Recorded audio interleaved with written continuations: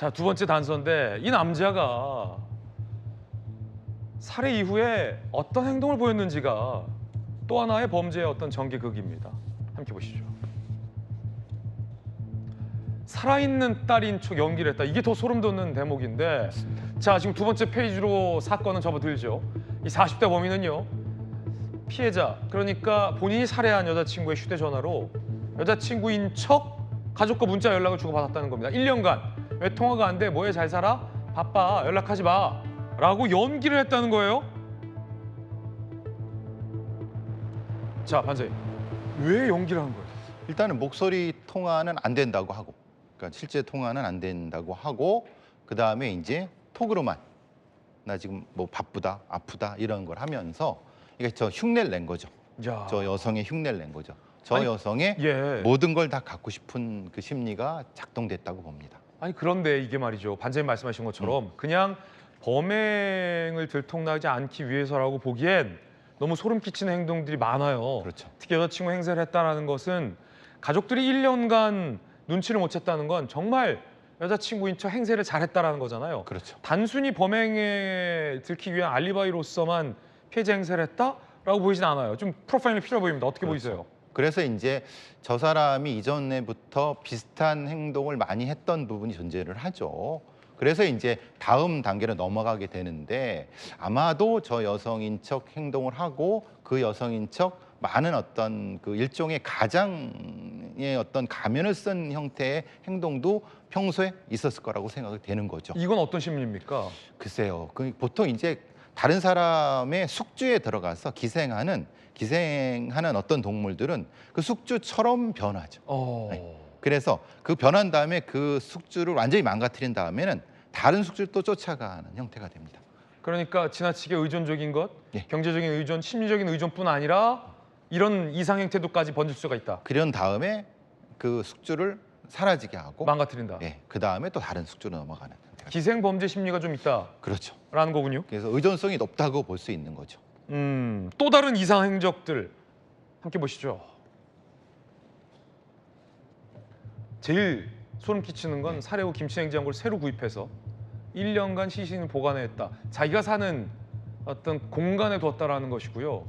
두 번째, 피해자 가족에게 피해자 행세하며 문자 연락했다.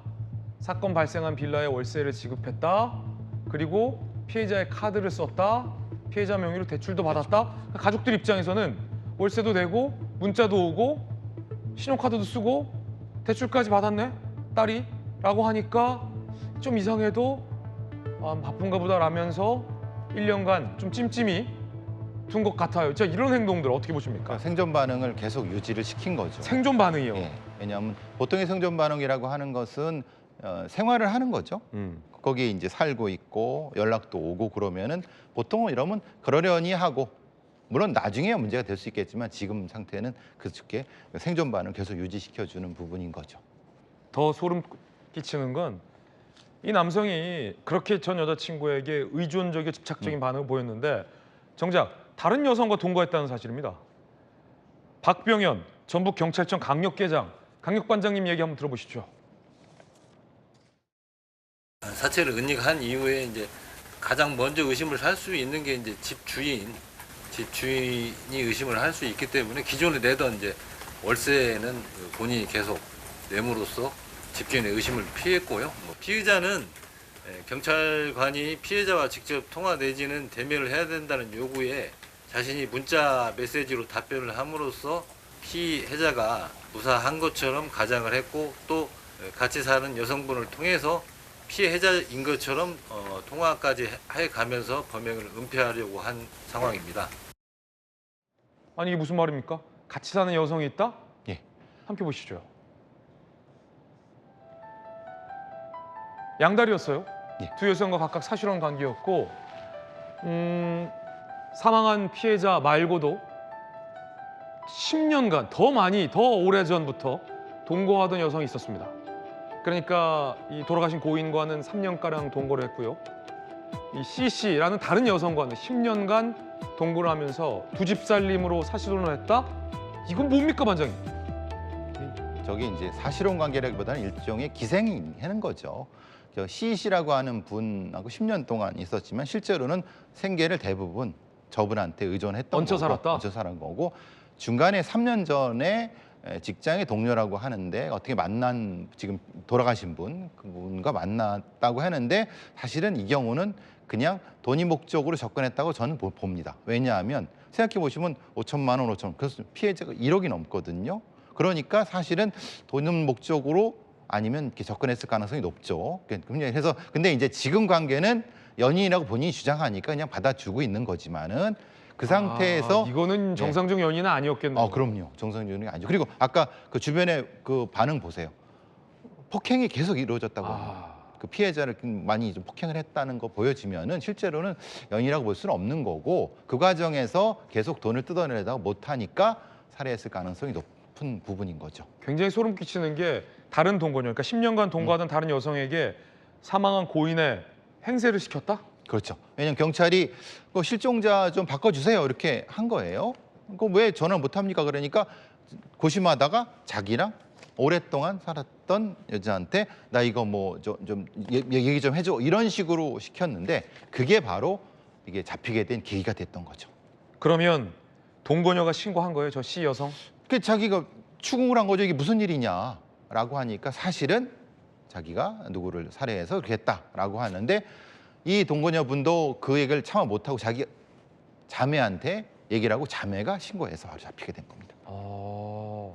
결국은 이 동거녀의 추궁에 이 남성이 범행을 실토했고 네.